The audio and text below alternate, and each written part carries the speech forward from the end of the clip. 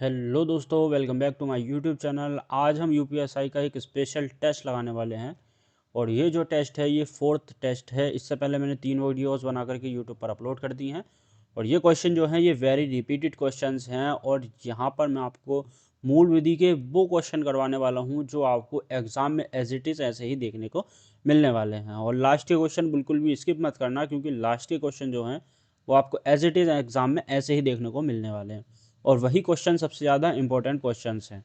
तो यहाँ पर पहला क्वेश्चन है, यदि कोई व्यक्ति खुद की पत्नी के साथ जो पृथक्करण की किसी डिग्री के अधीन या अन्यथा अलग रह रही है, उसकी सहमति के बिना शारीरिक संबंध बनाना है, तो आईपीसी की कौन सी धारा लागू होगी? तो यहाँ पर ये 4 धाराएं दे रखी हैं।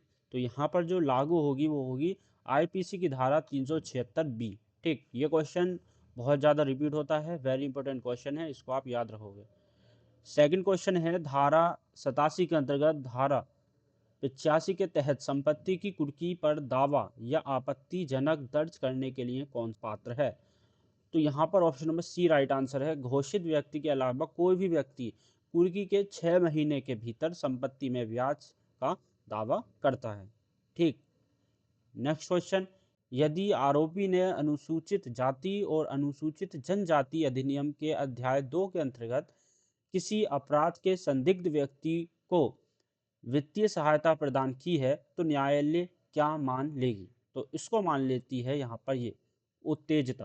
ठीक, तो ऑप्शन नंबर बी यहाँ पर राइट आंसर है। नेक्स्ट क्वेश्चन है, पॉस्को अधिनियम 2012 की धारा 35 संबंधित है, तो किससे संबंधित है? ये है ऑप्शन नंबर सी, बच्चों के साक्ष्य दर्ज करने और मामले के निपटारे की अवधि। ठीक, तो ऑप्शन नंबर सी यहाँ पर राइट आंसर है। वेरी इंपॉर्टेंट क्वेश्चंस हैं, एक क्वेश्चन को भी स्किप मत करना। नेक्स्ट क्वेश्चन है, किशोर न्याय अधिनियम 2015 की धारा 19 के अंतर्गत बाल न्यायालय को क्या शक्तियां प्राप्त हैं? तो बाल न्यायालय को क्या शक्तियां प्राप्त हैं? किशोर अपराध तथा देखरेख एवं संरक्षण की आवश्यकता वाले बच्चों से संबंधित मामलों पर निर्णय करना। तो यहाँ पर ये जो है ऑप्शन नंबर बी यहाँ पर राइट आंसर है। ठीक, अगला क्वेश्चन, घरेलू हिंसा से महिलाओं का संरक्षण अधिनियम 2005 पूरे भारत में लागू है, सिवाय कहाँ के? ये सिवाय जम्मू कश्मीर के। ठीक, नेक्स्ट क्वेश्चन, कार्यस्थल पर महिलाओं का लैंगिक उत्पीड़न अधिनियम 2013 कब लागू हुआ? तो ये हुआ था 9 दिसंबर 2013 को। ठीक, तो ऑप्शन नंबर ए यहाँ पर राइट आंसर है। अगला क्वेश्चन है, निम्नलिखित में से किस अधिनियम का उद्देश्य वनों की कटाई के दर को नियंत्रित करके वनों की रक्षा करना है? तो क्या है? यह है वन संरक्षण अधिनियम 1980। यहाँ पर ये ऑप्शन नंबर तीसरा सही है। ठीक, ऑप्शन नंबर सी। अगला, केंद्रीय सतर्कता आयोग सीवीसी के बारे में निम्नलिखित में से कौन सा कथन गलत है? तो यहाँ पर ये 4 कथन दे रखे हैं, इन चारों ही कथन को हम यहाँ पे पढ़कर देखते हैं। तो यहाँ पर ये पहला ऑप्शन दे रखा है, सीबीसी की स्थापना 1964 में भारत सरकार के एक प्रस्ताव के माध्यम से भ्रष्टाचार की रोकथाम के लिए के संथानम समिति की सिफारिश पर की गई थी। तो ये वाला जो है ऑप्शन सही है। यहाँ पर गलत ऑप्शन पूछा तो हमें गलत बताना है। अगला है, 1998 में सीवीसी को केंद्रीय सरकार द्वारा अध्यादेश जारी करके वैधानिक दर्जा प्रदान किया गया था। तो ये वाला भी सही है। अगला, सीवीसी एक 5 सदस्यीय निकाय है जिसमें केंद्रीय सतर्कता आयुक्त और 4 सतर्कता आयुक्त शामिल हैं। ठीक, तो यहाँ पर ये वाला गलत है। चौथा वाला अगर हम पढ़ें तो केंद्रीय सतर्कता आयुक्त की नियुक्ति राष्ट्रपति द्वारा एक उच्च स्तरीय समिति की सिफारिश के आधार पर की जाती है। तो ये चौथा वाला भी सही है। तो यहाँ पर नहीं पूछा था कि कौन सा कथन गलत है। ठीक, तो गलत कथन जो है इसमें ऑप्शन नंबर सी वाला गलत है, बाकी के ये 3 जो हैं ये सही हैं।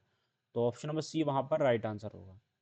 अगला क्वेश्चन है, सूचना का अधिकार आरटीआई अधिनियम के अनुसार यदि मांगी गई जानकारी एक व्यक्ति के जीवन और स्वतंत्रता से संबंधित है, तो जन सूचना अधिकारी को कितने दिनों के भीतर अनिवार्य रूप से आरटीआई का जवाब देना होता है?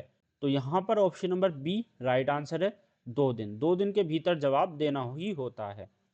अगला क्वेश्चन है, निम्नलिखित में से किस मामले में यह कहा गया था कि प्रस्तावना भारतीय संविधान का अंग नहीं है? तो यहाँ पर option number A right answer है, बेरुआरी मामला। ठीक। अगला क्वेश्चन है, गांधीवादी विकास के दृष्टिकोण के अनुसार निम्नलिखित में से कौन सा आर्थिक विकास का केंद्र बिंदु है? तो आर्थिक विकास के केंद्र बिंदु की बात हो रही है, तो यहाँ पर गांव राइट आंसर है, ऑप्शन नंबर डी। अगला क्वेश्चन है, संघ के रक्षा बल का सर्वोच्च सेनापति कौन होता है? तो यहाँ पर ये चार ऑप्शन दे रखे हैं, तो यहाँ पर जो होता है वो राष्ट्रपति। संघ के रक्षा बल का सर्वोच्च सेनापति राष्ट्रपति होता है। ठीक, ये आप याद रखोगे। अगला क्वेश्चन है, भारतीय संविधान का अनुच्छेद 164 मुख्यमंत्री की नियुक्ति के बारे में क्या कहता है? मतलब 164 में क्या लिखा हुआ है, हमें ये बताना है। तो अनुच्छेद 164 कहता है कि मुख्यमंत्री की नियुक्ति राज्यपाल द्वारा की जाएगी। ठीक, तो ऑप्शन नंबर ए यहाँ पर राइट आंसर है, मुख्यमंत्री की नियुक्ति राज्यपाल द्वारा की जाएगी। अगला क्वेश्चन है कि भारतीय संविधान की प्रस्तावना में उल्लिखित सही क्रम कौन सा है? तो कौन सा है, यहाँ पर हम पढ़ के देखते हैं। सबसे पहला आ जाता है संपूर्ण प्रभुत्व संपन्न, तो समाजवादी है, इसका मतलब पहला ऑप्शन तो गलत होगा। यहाँ पर पंथ निरपेक्ष है, इसका मतलब ये भी गलत होगा। तो सबसे पहला आ जाता है संपूर्ण प्रभुत्व संपन्न, तो ऑप्शन नंबर बी और ऑप्शन नंबर डी यहाँ पर सही होने की संभावना है। तो संपूर्ण प्रभुत्व संपन्न के बाद आ जाता है समाजवादी, तो option number B right answer है, क्योंकि यहाँ पर पंथ निरपेक्ष दे रखा है। ठीक, तो संपूर्ण प्रभुत्व संपन्न, समाजवादी, पंथ निरपेक्ष, लोकतांत्रिक और गणराज्य। ठीक, इसके बाद गणराज्य आएगा। नेक्स्ट क्वेश्चन है, मौलिक अधिकार की रक्षा के लिए कितने प्रकार के रेट जारी किए जा सकते हैं? तो कितने प्रकार के? 5 प्रकार के, option number D right answer है। अगला है, निदेशक सिद्धांत में समाहित सामाजिक न्याय के सिद्धांत किस दर्शन से प्रभावित हैं?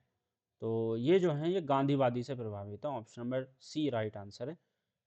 अगला है, संघ की कार्यपालिका शक्ति नीचे दिए गए विकल्पों में से किस में निहित है? तो ये है राष्ट्रपति में, option number D right answer है यहाँ पर। ठीक।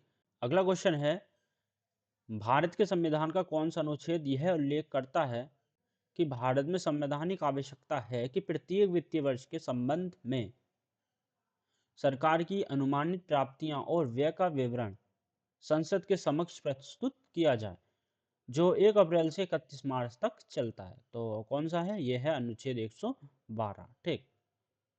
लास्ट क्वेश्चन इस वीडियो का, भारतीय संविधान में उल्लिखित मौलिक अधिकारों के संबंध में निम्नलिखित कथनों पर विचार कीजिए। तो यहाँ पर ये 3 कथन दे रखे हैं, मौलिक अधिकारों के संबंध में हमें यहाँ पर बताना है। तो पहला कथन दे रखा है कि मौलिक अधिकार संविधान के भाग 3 में निहित है, तो ये बिल्कुल सही है। अगला है, हमारे संविधान में मौलिक अधिकार विश्व के किसी भी देश के संविधान में पाए गए मौलिक अधिकारों की तुलना में अधिक विस्तृत हैं, तो ये वाला भी सही है।